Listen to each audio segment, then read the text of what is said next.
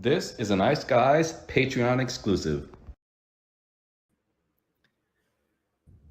Welcome to another edition of the Ice Guys Players Suite, and it is Ian Cameron with you. And on this edition of the Players Suite, we are joined by a recently retired former pro hockey player, Kevin Clark, joining us here on this edition of the Players Suite. Kevin, thanks for joining us. Thanks for doing this. How are you? Good, thank you. Thanks for your time, and you appreciate being here. No doubt. Talk about just the beginnings, getting into hockey as a kid, how it started, going through juniors and then into the pro ranks, and how the journey unfolded for you. Well, I grew up in Winnipeg, Manitoba, so there's a lot of ice, a lot of outdoor ice with the cold climates. So if you're not on skates, it's kind of weird there. So was on at an early age, played all of my youth and minor hockey in Winnipeg. Then I was fortunate to go to school, University of Alaska Anchorage. Went there from Winnipeg, and played 4 years there. And got the privilege of coming back home to start my pro career with the Manitoba Moose before the Winnipeg Jets came back. So I played 4 years in North America in the American League, Manitoba, St. John's, and then went on a European adventure for 11 years, and just recently retired now, and starting a player development business and working with a few teams consulting. So it's been nothing short of a thrilling ride. Yeah, a thrilling ride, a lengthy ride. You know, the love of the game and keeping you going because you're going through, junior, and you're going through the minor ranks, and then you end up eventually playing over in Europe. But that time you were with Manitoba, and you mentioned it was before the Winnipeg Jets returned there as an NHL franchise. Did you notice that fan base were you all supported when you were with the Manitoba? I'd assume there's that craving and that. Just, there was no Winnipeg Jets at that time that, hey, the next best thing was the Manitoba Moose. I'm sure that you were very much getting the fan base and the crowd and the fan support from that community, I'm sure, at the time, right? Yeah, there's always been that base there. Even when they left in '96, and then there's the old IHL, Jimmy Roy. That's going back. Yeah, Scotty Arniels, Nolan Baumgartner's, Mike Keenes, like those guys kept it very competitive. They always wanted a winning mentality there. So that bodes well for the community and for the fans. So that was always there. That never left. And just the ownership group bringing back the Jets. And obviously now you see a lot of affiliates have both teams there. So I think I remember my first game out of college. We fared well. There's a lot of fans in college hockey, but first game pro was an afternoon game. I think there was 11 or 12,000 fans at American Hockey League level. So that was a treat to be able to do that at home. And the fan base has always been there. What came to the decision for you for going to Europe, giving the European experience a shot as far as pro hockey? For sure. I still remember it vividly. Probably the most difficult conversation I had with my coach, Keith McCranebridge at the time, and obviously Craig Heisinger. I owed everything to him because I pretty much went to him and asked to start my pro career in Winnipeg, and then fast forward kind of 3.5, 4 years later in St. John's, and I'm asking to leave. So you don't know so much about the European option. I guess what I did know at the time was there's Olympic ice, and being a smaller player in college as well. We had 6 out of 10 sheets in our conference were Olympic size. So skating being one of my assets, I always had Europe in the back of my mind to try. And thankfully my wife was on board with that too. So it was a difficult decision making that in the middle of the year and going over. And funny story. I landed there, and I was real hungry, and I was walking around, and I was like, I got to get something to eat. So I go and get a pizza and come back to the hotel, and I can't wait to just crush this pizza. I open it up, and I ordered a pepperoni pizza, and I open it up, and there's jalapenos covered everywhere. And I'm sitting there thinking like, what am I doing? Did I make the right decision here coming over? Like, I can't even order a pizza over here. But yeah, 11 Yeah, years but later, Mexican pizza, probably, yeah. yeah, like you learn German real quick once Yeah. once that happens to you. You want to make sure that you can order food, and yeah, that's probably the probably the biggest one over there It's an adjustment period, no question about that. Yeah. for sure. No matter what the age is. Well, in all seriousness, you had the couple of years there with Manitoba and then the St. John's Ice Caps after that. And then you went to Germany for 3 years. We've had so many player guests on this show that have played in Europe at some point. I don't think anyone's ever said a bad word about it. The experience, top notch, just the different scenery. And obviously, it's a different kind of lifestyle experience a little bit when you go over there. I'm sure you're probably in the same boat. Just a lot of good memories, and just the time spent there was really, really cool. Something different, but something really enjoyable, especially once you got comfortable after a period of time, right? And started to get more comfortable with your surroundings. Yeah, you said it. You said it best there. That became home for us. We're back here now and living this new chapter, and it almost feels like we're in a culture shock because that was our new normal for so long. We're grateful for the lifelong friends we made, not only the North American friends, but the country friends that we met there that live there full time, and we still connect with them and kind of get emotional speaking about it because your friends at the rink are there as well, but to connect with neighbors and others that have families and the kids that go to school, you just realize that there's a lot more to hockey, and what other people do out there. So you kind of have to get out of your bubble a little bit, and we're extremely fortunate the places that we got to live over there, and we can't wait to go back one day, take the kids, or just who knows where the career will go. If I'll end up going back there in a coaching capacity, a management capacity, you just never know. Yeah, absolutely. I got to ask about the 1 year in the KHL in the Mother Russia there with Dynamo Riga in 2018, Sure. 19 there. How was that for a different experience, I guess, if you will? Yeah, fortunate. Riga, Latvia is unbelievable. Real hockey country as well. Our arena was beautiful. The city is unbelievable. If you've never visited there, you have to check out the sites. In terms of everything, I felt pretty safe flying and everything. We flew charter everywhere.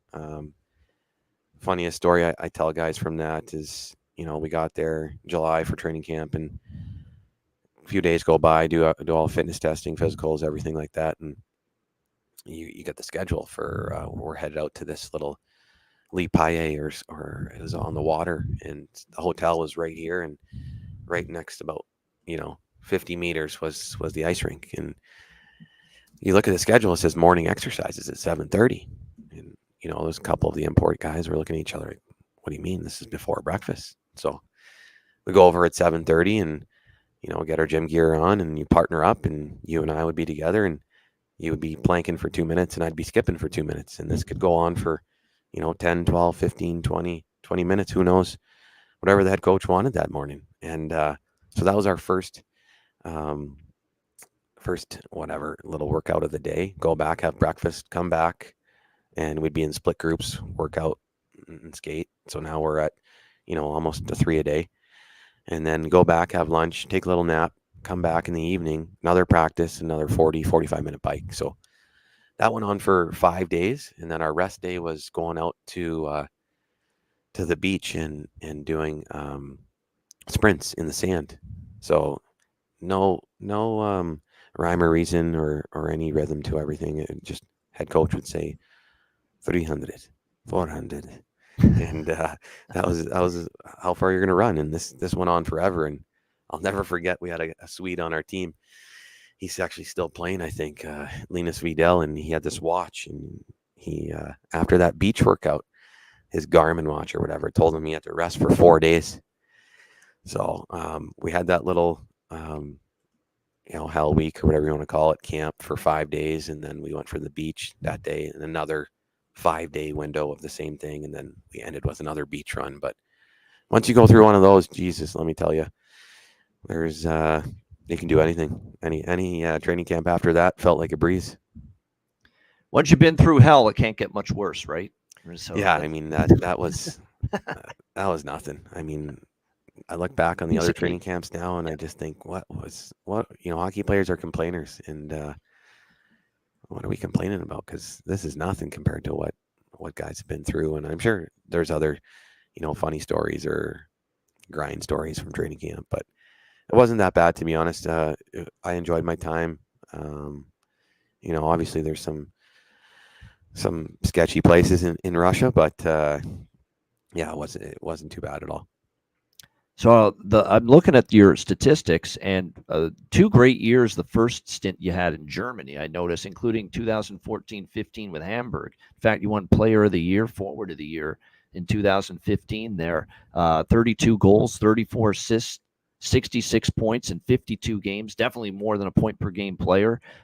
Very good in the playoffs as well for that team. And don't say I don't come prepared, Kevin, for when we have guests, because as we are about to see right here, we've got the old highlight film from that particular season. There it is, Kevin Clark in action right there throughout the 2014-15 season, the one I'm mentioning when you hit your career high as far as goals in a single season. Like I said, 66 points in 52 games. So the question is, what clicked? What worked? What was so great about that season and that Hamburg team? Well, first off, what a city. The arena was NHL. It was owned by Anschutz, same owner that owns Berlin, LA Kings as well. So I got to play a ton. It's just one of those seasons that you have a workhorse centerman, Garrett Festerling, I played with, and just went up and down the ice, and had a German shooter who he was a young guy too, myself. Like, you're never satisfied. I think I don't know what it was. Good power play, good veteran guys that took care of me.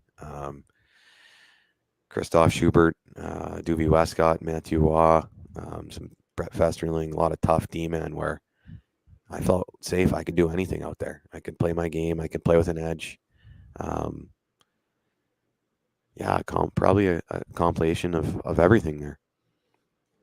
I like it. As you're seeing, you're scoring in a bunch of different ways in this highlight reel video of that particular season. Breakaways and just going to the front of the net. And look, 5'9", 172 pounds.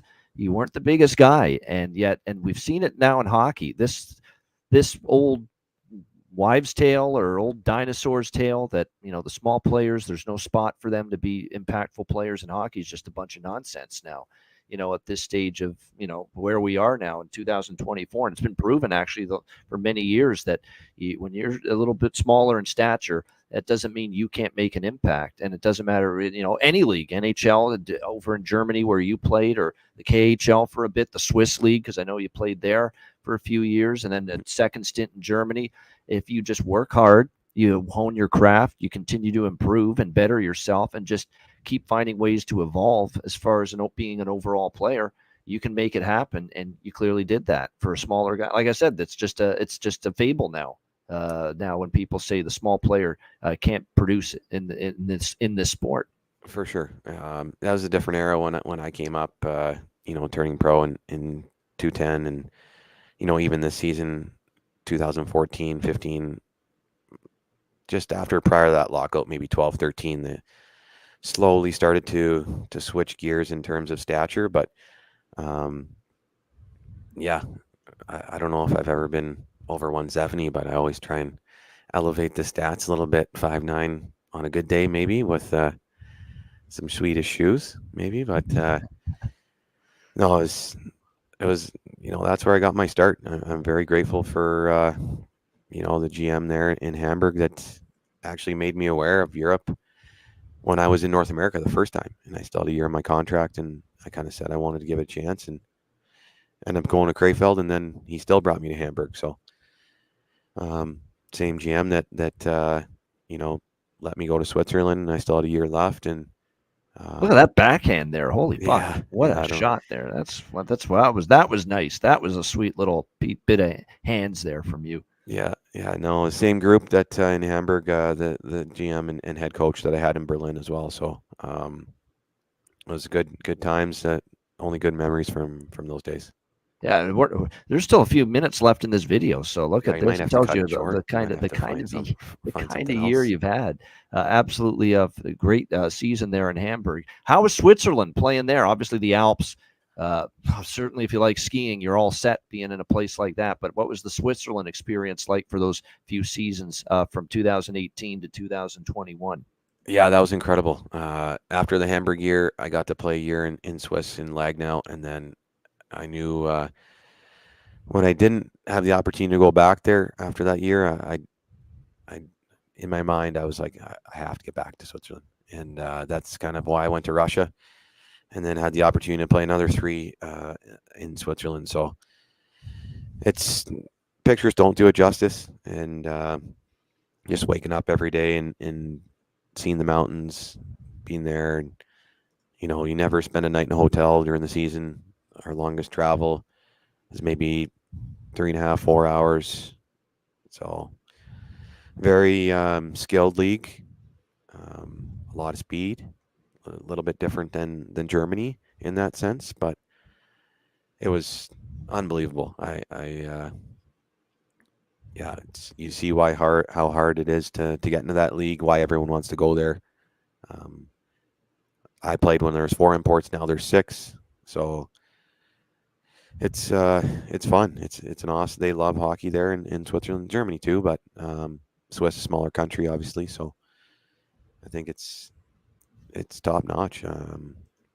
All the facilities are elite there. Yeah, you see why a lot of guys want to play there.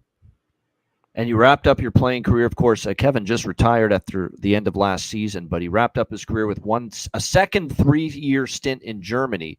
And one of those, and look, everyone loves individual success. Everyone loves, being a part, doing your part to help a team win and putting up the numbers individually. But nothing's greater for anybody in sports as an athlete than team success, especially in team sports. And you were able to win a DEL League championship with Eisbären Berlin in 2022. What was that like? What was the party like after winning the championship that year? Yeah, that was a special year. A lot of good players on that team again. You need depth, and we had a great playoff run, and yeah, that was one of the first years that I kind of had a major injury. My MCL, I had to wear a brace for probably 3 months, and then by the time playoffs came, I said, I'm taking this thing off. I can't operate. I feel like I'm stuck in second, third gear, and I just didn't have my speed at all. So that was a tough adversity to face. And then what was the party like? Yeah. So my wife was due date was I'd have to ask her exactly, but would have been the first week of May, May 5th, maybe May 7th, and that season was the Olympic year, so everything was pushed back a week. And yeah, so we clinched in Munich, and I drove back with one of the trainers that night. I stayed at the rink till like 12, maybe 1 o'clock in the morning. Drove back from Munich to Berlin, flew out that day, and then about 36 hours later, I'm at the hospital with my wife and welcoming our second child, a boy, May 9th. So I think the game was May 5th, the last date. May 6th, home. Probably May 7th or later on in the 7th, maybe the 8th, we're at the hospital. So I didn't get a chance to go on the big parade and to celebrate at the arena with everybody. But yeah, it was a different kind of celebration. I was gonna say, if there's one thing you'd miss the big team party and getting drunk off your ass for, it's becoming a dad. Yeah, And you and your wife, having your first kid. Was that your Second, first kid? second. Second. Okay, second kid. But yeah, that's definitely an exception you'd make. 100%, 10 times out of 10. To be away from the boys and partying, away from partying and celebrating the championship, to be part of becoming a dad there for the second time. But yeah, a great championship season there with Berlin. Obviously, 3 years in Germany, and just over the last few months, you've decided to officially retire from pro hockey, but that doesn't mean you're out of hockey. Tell us what you're doing now in a little more detail, that you're involved with the USHL and player development. Yep. So I'm launching. Firstly, I'm launching my own business, player development business. Cascade Hockey will be launching here in the next 10 days or so. And then I have a role with Tri-City Storm in the USHL, where player development coach for them, and then do some local work with Castleview in Colorado, just the director of player development for them. They have a varsity team, a junior varsity team, and a girls team. So assisting their staff, just a little more player development as well, but kind of being an accessory piece for those teams when I'm not around. All right. Yeah, we wish you well. Definitely, Kevin, with the new role, the new opportunity. We're going to, obviously, we've got our new season of the Ice Guys coming up. We do want to try to bring Kevin on, if he at least a handful of times during the season when he's around and he's available to be with us on our show throughout the season, previewing and analyzing, of course, NHL. With that in mind, are you ready to give it a whirl here? Your first attempt at being an NHL analyst? Let's all right, let's go with it. Just overall free agency, Kevin, what took place over the summer. You know, Nashville stole headlines with the job Barry Trotz did, bringing in Steven Stamkos, Jonathan Marchessault so up front, Brady Shea on the blue line, a team that had last year very little expectations, right? People expected Nashville probably not to even make the playoffs last year. They have that great second half of the season. They make the playoffs. They give Vancouver a really tough series in the first round. I think that gave Barry Trotz, the GM, the green light to say, well, we weren't expected to do shit last year. We ended up making the playoffs, had a great second half, gave Vancouver a tough series. Maybe if we add to this team a little bit, you know, and give a little more support to the top line, which carried them last year at times offensively, Forsberg, O'Reilly, and Gustav Nyquist, that we could be a team that's not only back in the playoffs, but maybe able to make a deep run. And boy, did Barry Trotz accomplish that. Bringing in a very angry, motivated Steven Stamkos, felt jilted, felt slighted by Tampa Bay, a slap in the face, the low ball offer they gave him for being a Lightning player his whole career, captain there all those years. And of course, Jonathan Marchessault from Vegas, another guy with Stanley Cup. So two guys with Stanley Cup winning experience. Brady Shea as well, who's been in the playoffs many years with the Rangers and the Hurricanes. Three great additions to a very good Nashville team. What did you think of what the Predators did and how they look going into next season? Yeah, you kind of stole my thunder there. I was thinking of sleeper teams that not everyone always says. Obviously, the teams that had success last year, they're favorited as well. But I really like those pieces. Again, guys that are going to be motivated and motivated to prove the doubters wrong and you know, endlessly the teams that let them go. So those are three, you know, core pieces that you could add on any team, let alone Nashville, and see that they'd be upgraded. So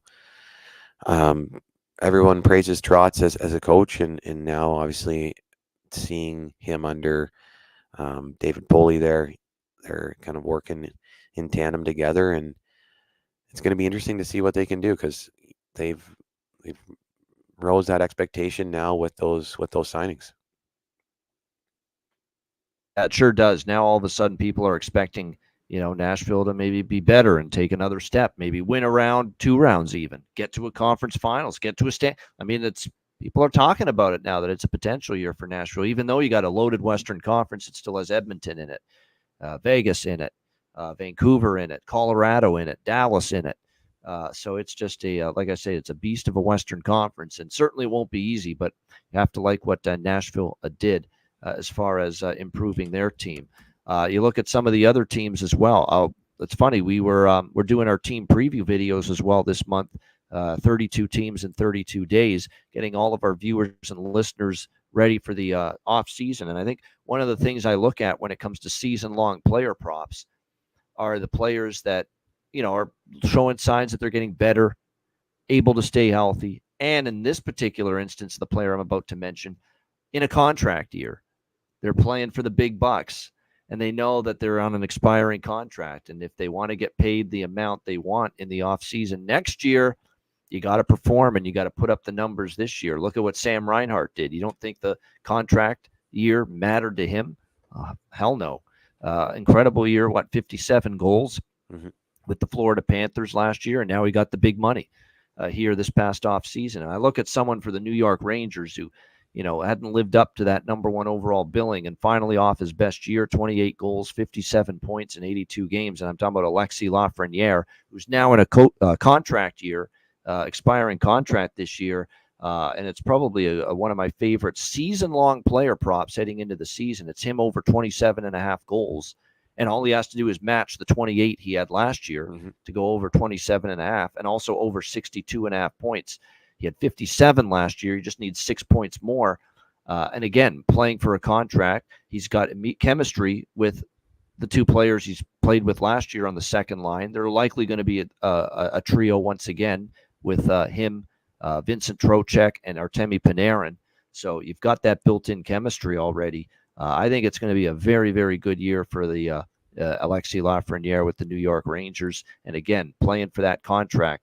It's amazing what that can bring out of a player, Kevin, as far as performance. Oftentimes their best. Just ask Sam Reinhart last year.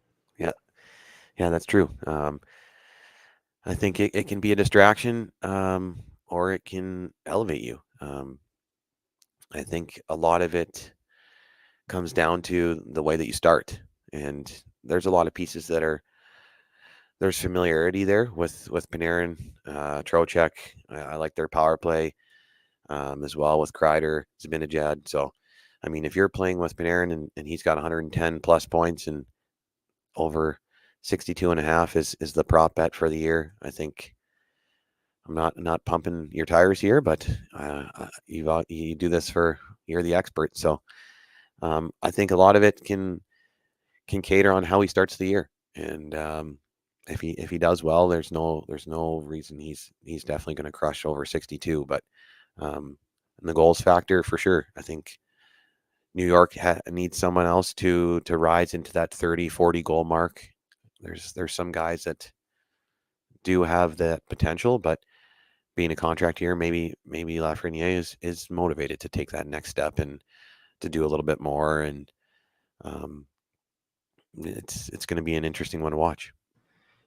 And he stayed mostly healthy throughout his career as well, which is a plus. You don't want to be always betting, especially tying up your money for 8 months for the full season, and tying up your money on a season-long player prop for a guy that you can't even trust to play more than 40, 50 games, and because he's peanut brittle or cotton candy and plastic body parts every year, and he can't stay on the ice. So we've got to try to look to make sure the player's got a history of a clean bill of health, or at least been avoiding injury. And Lafreniere has done that for the most part for the New York Rangers. So you at least got more of a chance that he's going to be able to play the 82 games for them this season. Are there any teams you wanted to bring up and mention as far as in a good positive or a negative in terms of maybe their free agent activity or your personal outlook for that team going into the season in either a good way or a bad way? I like New Jersey just in terms of their staff that they brought over. Sheldon Keefe, Jeremy Colleton. I think they're kind of going to be sleeper pick in that Eastern Conference. You look across the league, you can't really divide it because the parity in the salary cap era has just exploded, really. I like Vancouver too. Bozer, he's also going to be coming up on a new contract this year too, so we'll see how that plays into his hands. But I do like the pieces they made there, and everyone raves about Tocchet being a coach. So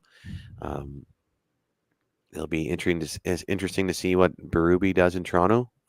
Obviously, you're on the ground there, so everyone's a couch GM in Toronto area, but it's always fun just because. And I know it. Yeah, they're loaded core there, and, it's in a new. NHL, there's no rebuild. It's you see the offer sheets that were given in St. Louis. There, you always like teams like Edmonton that have lost. Florida went to the final, lost. Now they win. Can Edmonton do it? Everyone's questioning that. But I like Vancouver out of the West and Jersey, just in terms of sleeper teams. Not saying that they're going to go all the way, but I think they're going to have strong seasons. And once you get to the playoffs, it's all about being healthy and having special teams. Who's going to win the special teams, and if you can win those overtime games. Absolutely. I'll surprise you here a little bit in that you said New Jersey's a sleeper team. Mhm. Well, I'll throw up the Stanley Cup futures odds board as of right now. And you would think so, right? Because they didn't make the playoffs last year. You'd say, well, team that didn't make the playoffs last year, picking them to be a contender this year, clearly that's a sleeper, right? Well, not in the odds makers' view. Look at this. New Jersey is the second favorite right now to win the Stanley Cup, just at Bet365 in particular. And they're not that far behind in the other books. Like even FanDuel, they're a little bit further down, but still plus 1,100 there at FanDuel. Like we're talking a top 5 favorite to win the Stanley Cup, New Jersey. So the odds makers are definitely not sleeping on them, Kevin. No kidding. That goes to show my research that I do. Well, it goes to show you that all kinds of hype and changes in the offseason and what it can do for a team as well. My view on New Jersey is I wouldn't take them at plus 900, not at that price. I'd need better odds, better price than that, because I know they upgraded on the blue line with Pesce and Dylan. And obviously, Sheldon Keefe's been a great regular season coach in Toronto, not as much playoffs, but and they should be able to score goals for days because they're loaded up front. But I thought, yeah, they've more than adjusted New Jersey for being better this year, putting them as the second favorite. Edmonton being favored, no issue. Florida being up there, no issue. Dallas, I think, could have even been up higher than 10. I thought they could have been, where New Jersey, I think it's actually kind of ridiculous. New Jersey's, plus 900 and Dallas is plus 1,000, and I think I like Dallas's overall team a little bit better, and especially and I like Markstrom too, but I like Ottinger, Dallas's goalie, even more. So I would have flipped them. But I'm a little surprised New Jersey favored to win the cup more than Dallas. Colorado's right there, 11-1. Carolina, 11-1. The New York Rangers, of course, have had deep playoff runs in multiple years. Conference finals last year, 13-1. Vancouver, 14-1. Toronto, for once, is down a little bit further down the board. Usually they're the favorite. And I'm like, have you not watched this team play for the last 57 years? And why would you keep putting them out there as one of the Stanley Cup favorites? But they're down a little bit more where they should be lined and priced at 14. Vegas, who won the Cup 2 years ago, 16-1. And there's Nashville, 17-1. And I took them at plus 3,000 right after the season ended, the day after Edmonton lost to Florida in Game 7 of the Stanley Cup final. And it was 30-1 at that time. And I figured Nashville might be a little bit busy in the offseason to try to improve the team. And sure enough, they did. So I got a good price. It's down to 17 now at most spots. Tampa Bay, usually they're around 9, 10, 12-1. They're down to 18-1. Is there finally a little value on the Tampa Bay Lightning after all these years that everyone's off the bandwagon? They got knocked out by Toronto 2 years ago in the first round, Florida in the first round last year. That now sleeping on Tampa, who lost Stamkos, but they bring in Jake Gensel. Still have Point and Kucherov coming off a 144-point season. There is questions of depth up front and depth on the blue line, but you are also talking about a team coming off the first down season in quite some time for Andrei Vasilevsky, who didn't have one of his better years in net. We still think of him as one of the best goalies in the sport and in the world, and a guy that's now going to get a full off season to be ready and fresh and not fatigued, because his team got knocked out in the first round now 2 years in a row, which means he's going to be a lot fresher, and not as fatigued or worn down to start a brand new season as he did when they were going to the Stanley Cup final every year a few years ago. So that's probably a positive for Vasilevsky and for Tampa Bay. So I actually do think there's just a little, I think they're going to win the Stanley Cup for sure. No, but I think at plus 1,800, there's some value there with Tampa Bay. When you see this futures board, Kevin, what sticks out to you? I wouldn't put Colorado as high as they are, just with how they're going to have to start the season with Nichushkin's gone, Lekkonen's Which is gone. a huge part of the team. And Um, you still have questions about Alexander Georgiev and net. I'm 1,000% in agreement with Landeskog, you is he there. coming back or Yep. not? So, that's three major pieces in your core that up front, Nathan McKinnon can be a driver, but there's not a lot of secondary depth, and you're going to see a lot of guys, new NHLers or rookie guys, gets a lot of opportunity there. So you can never, yeah, like you said, I think you need elite goaltending to win, and maybe that's Edmonton does something or not, but you just look at the past winners that they've had, and maybe Colorado skated by with Kemper, and but you look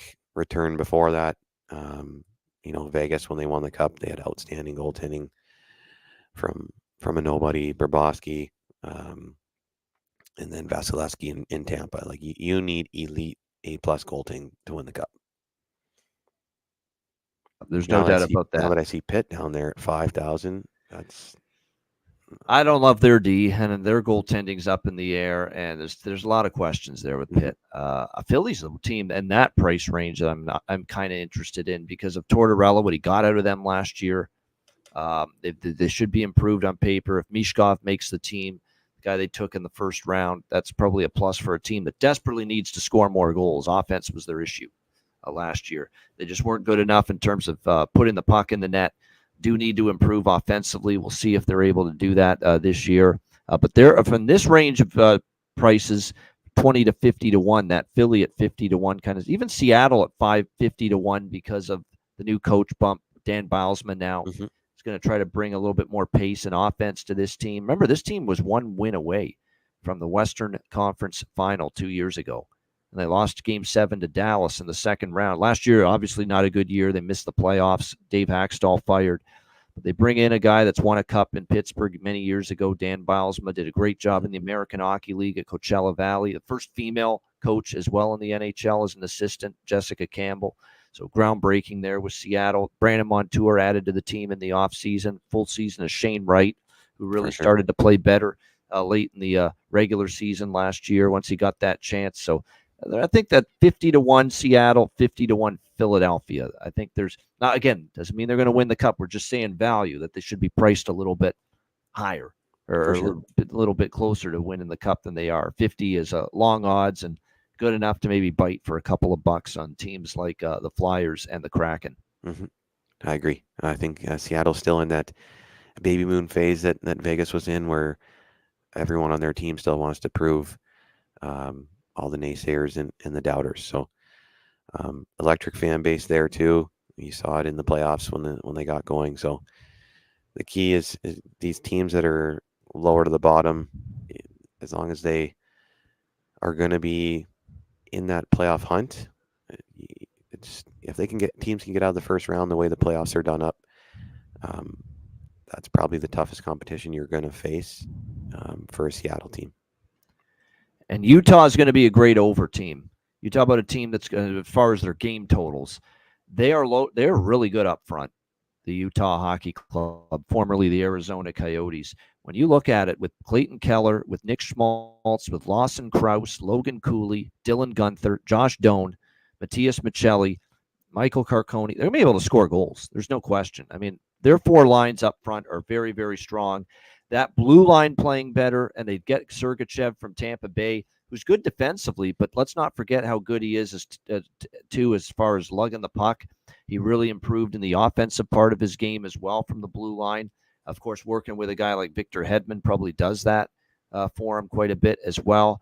And then it's going to come down to their goaltending, which I still have some questions about. Connor Ingram had a great year last year, but can he play that well again this year? I think there is a little bit of a question there.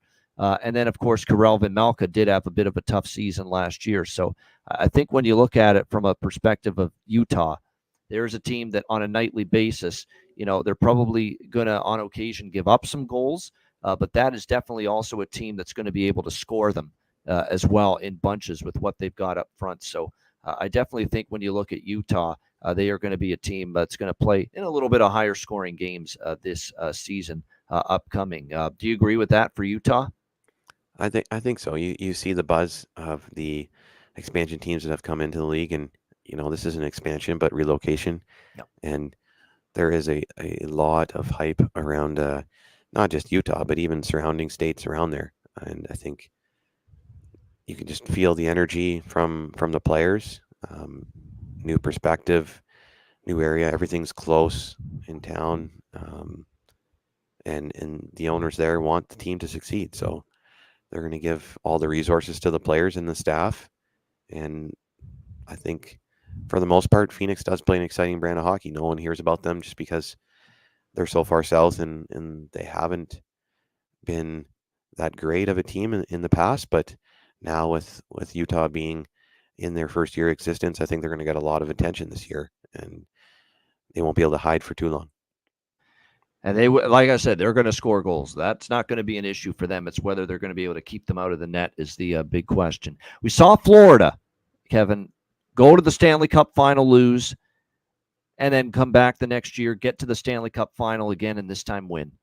And that's the task ahead of the Edmonton Oilers.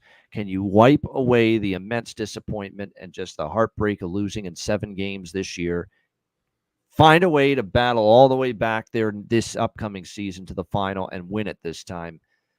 Certainly motivations there for guys like Connor McDavid and Leon Draisaitl. And you mentioned goaltending for them and whether they've got it. That's the thing about our guy, Stuart Skinner, for the Edmonton Oilers. He is someone that on a nightly basis could just be phenomenal. 930, 40 save percentage, give up 1 or 2 goals, be great. And then he'd have the games where he'd give up 5 and maybe even get pulled. So it's about that game-to-game consistency for Skinner, but he is helped by the fact that really the Edmonton blue line, since they got Matthias Ekholm from Nashville, was better. It's going to be interesting how do they replace Ceci, who they had to deal for cap reasons. They did not match St. Louis's offer sheet for either Dylan Holloway or it was Dylan Holloway, and who's the other one? Bromberg. Yeah, Broberg. Yeah, Broberg on the blue line. Yes, Philip Broberg and Dylan Holloway did not match. And Broberg was starting to come into his own. I thought in the playoffs he played pretty well. Holloway, I think, has got a great future up front, great speed, finishing ability. But you bring in, of course, Jeff Skinner and Skinner, like I said, on that Edmonton team.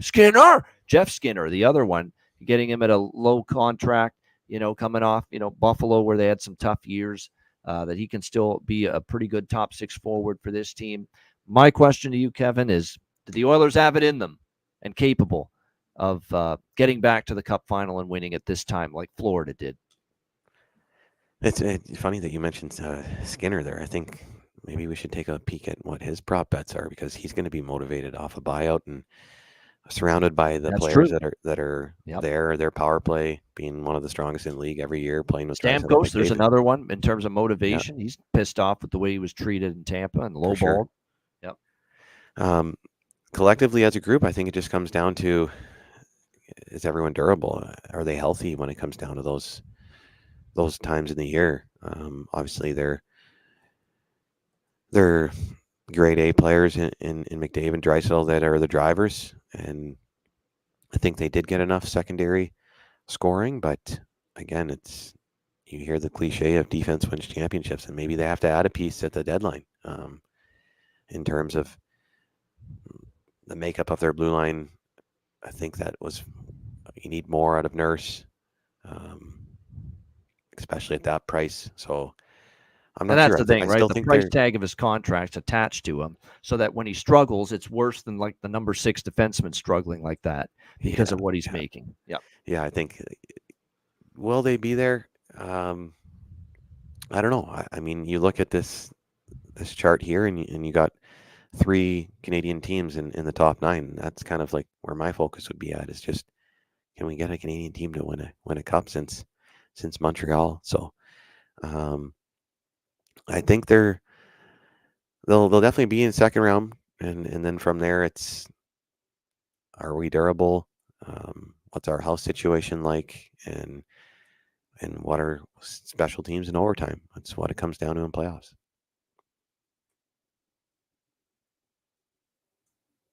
Florida somehow found the mental and the physical ability and will to do it. lose in the Stanley Cup final one year, get back there the next year and win it. And Edmonton, that's what they're going to try to do. Not easy, but somehow Florida did it. I never would have thought Florida would be capable of doing that, but they did. And so the door's open for Edmonton as long as they've got Leon Draisaitl now re-signed and extended long term.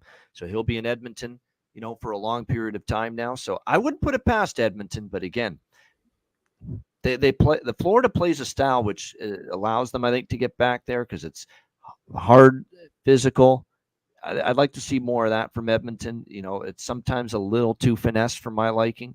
Be a little more harder on pucks, win puck battle, and that's the key. I think in the Florida series, they lost too many one-on-one puck battles, and that just speaks to how good Florida is. Florida is just so tenacious on the puck, and Edmonton just couldn't match them in that department. That's just that other level and gear that I think Edmonton's got to try to get to before trying to get back to that final and maybe winning it this time around. Okay, before we wrap it up, just, off the cuff, we're not holding it to you, but a Stanley Cup final prediction as of right now. Oh, geez, put me on the spot. Put you on the spot. Oh, man. After just all that talk with Edmonton. I'm going to go with Carolina in the West, in the East. And then Carolina, and I want to say Edmonton, but just don't know if they got it. I'm going to go with let's do Edmonton, Carolina final. Edmonton, Carolina. There we go. And Edmonton winning? Yeah, we'll give it to Edmonton. Yeah. Edmonton, there we go. Canadian Cup drought over. Yeah. Although there's a lot of people that have predicted that over the last 30 years. And it hasn't gotten them very far, unfortunately. But no, it's interesting you mentioned Carolina. Maybe for the first time flying under the radar a little bit. Because a lot of people didn't love what happened for them in free agency. They lose Gensel. They lose Pesce off the blue line. What they got back was decent with Sean Walker on the blue line and, a couple of pieces there. But, their people are saying maybe not as much. And they lose also a very good utility player, power play guy, and Stefan Nason. He did not stay in Carolina either. So he's in New Jersey. That's another thing that makes New Jersey better, too, is Stefan Nason being there. Good power play guy.